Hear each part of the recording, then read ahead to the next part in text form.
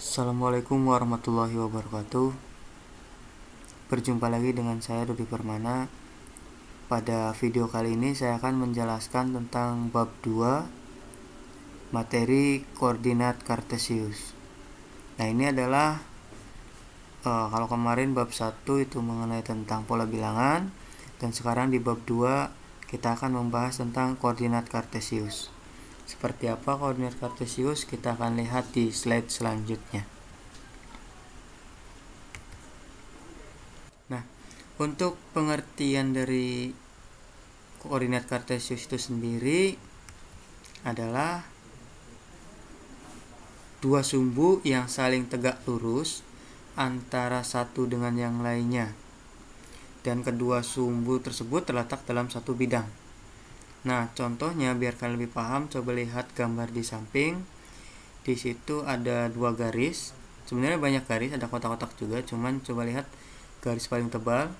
Di situ ada vertikal, kemudian ada juga yang horizontal atau ada yang menyamping, ada juga yang tegak lurus ke atas. Nah, kalau yang menyamping di situ adalah saya atau dinamakan dengan garis X. Kemudian yang tegak ke atas itu dinamakan garis Y. Nah, di situ ada titik pertemuan yang ada tebal, ada bulatan tebal. Nah, di situ adalah titik potong dari dua garisnya. Nah, gambar ini adalah gambar dari koordinat kartesiusnya.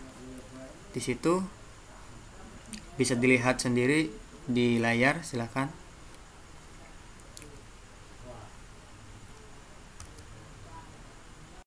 Nah, di koordinat kartesius juga di situ ada kuadrannya. Kuadran itu apa? Coba kita lihat definisi kuadran. Nah, kedua sumbu pada koordinat kartesius membagi bidang koordinat menjadi 4 bagian yang masing-masing disebut kuadran. Nah, kuadran itu adalah bagian dari sumbu kartesius. Karena tadi kan ada saling berpotongan. Nah, kuadrannya itu ada 4. Ada kuadran 1, kuadran 2, kuadran 3, dan kuadran 4. Nah, seperti ini contohnya.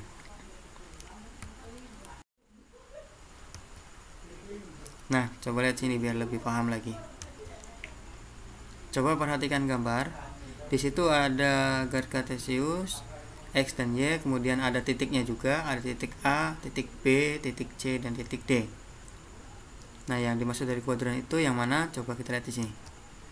Pada titik A, 3,1 berada pada kuadran yang pertama atau kuadran 1, di mana koordinat X-nya itu adalah nilainya positif dan koordinat Y-nya juga positif. Maksudnya positif itu angka 3 dan 1-nya itu semuanya nilainya adalah positif. Kalau titiknya di kuadran. Coba lihat di gambar. Berarti kalau di pojok atas sebelah kanan antara sumbu X dan sumbu Y itu adalah kuadran yang pertama. Jadi semuanya nilai X dan Y-nya itu adalah positif. Kemudian di situ ada titik B, negatif 2,3. Nah, titik B ini berada pada kuadran yang kedua, di mana nilai dari koordinat X-nya itu adalah negatif, sedangkan koordinat Y-nya adalah positif. Nah, berarti kita simpulkan kalau di situ ada garis X dan Y, di situ berpotongan. Nah, kalau di garis X, kalau letaknya di sebelah kiri Y, garis Y, berarti nilainya adalah negatif. Kalau sebelah kanan dari garis Y, X-nya itu nilainya adalah positif. Nah, berarti di titik B ini terletak pada kuadran 2, nilainya itu X-nya adalah negatif dan Y-nya itu adalah positif. Coba lihat di situ B negatif 2 dan 3. Dan nilai berapapun kalau letaknya di kuadran yang kedua, pasti nilainya X-nya adalah negatif dan Y-nya itu positif. Kemudian titik C. Titik C itu negatif 4, negatif 3. Nah, titik C ini berada pada kuadran ketiga.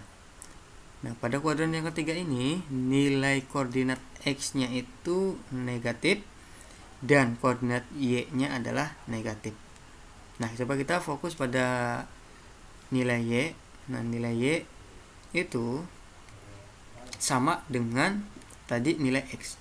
Berarti nilai Y ini kalau di atas X berarti nilainya itu adalah positif.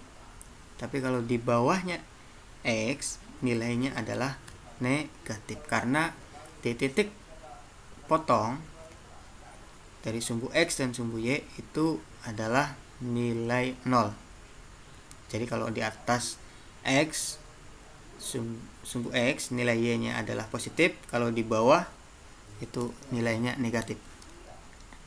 Dan jadi titik C ini berada pada kuadran yang ketiga. Nah, di kuadran yang ketiga ini semua nilai X dan Y-nya itu adalah negatif. Berapapun nilainya, pasti nilainya adalah negatif.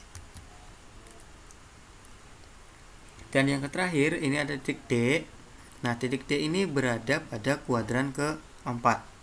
Nah, di mana di kuadran yang keempat ini nilai koordinat X-nya adalah positif dan koordinat Y-nya itu negatif. Kenapa? Karena X-nya itu di sebelah kanan Y dan Y-nya itu di bawah X. Maka X-nya positif dan Y-nya itu negatif. Itu adalah kuadran yang keempat. Nah, itu materi yang bisa saya sampaikan pada video kali ini. Apabila ada pertanyaan silahkan langsung saja ketik di kolom komentar. Insya Allah saya akan jawab pertanyaan kalian di video yang selanjutnya. Terima kasih. Sampai jumpa di video yang selanjutnya. Saya akhiri. Wassalamualaikum warahmatullahi wabarakatuh.